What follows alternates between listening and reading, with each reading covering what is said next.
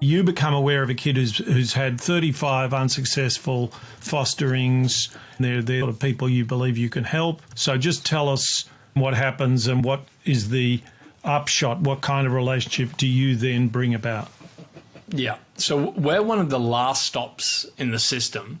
And, it's obvious that if you can intervene with relationship-based strategies earlier, even before the child's removed, that's going to be far better. But by the time I hear about a child, they've not only got the pain and trauma for what's happened in their family of origin, they've got the trauma of removal, and then they've got the trauma of, like you've said 35 times, people saying you can't live here anymore. Extraordinary.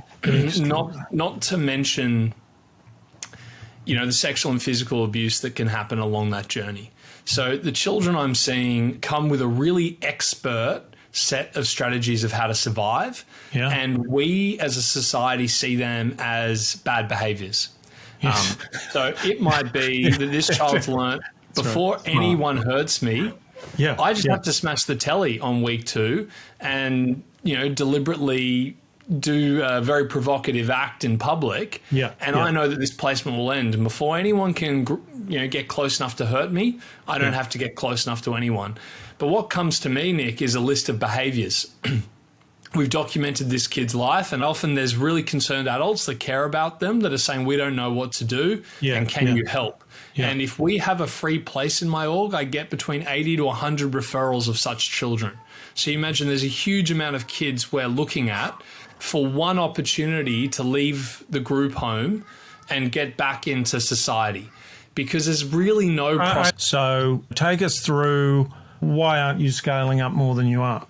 It's a question of how well would you need to get to know someone to let them care for your niece or nephew?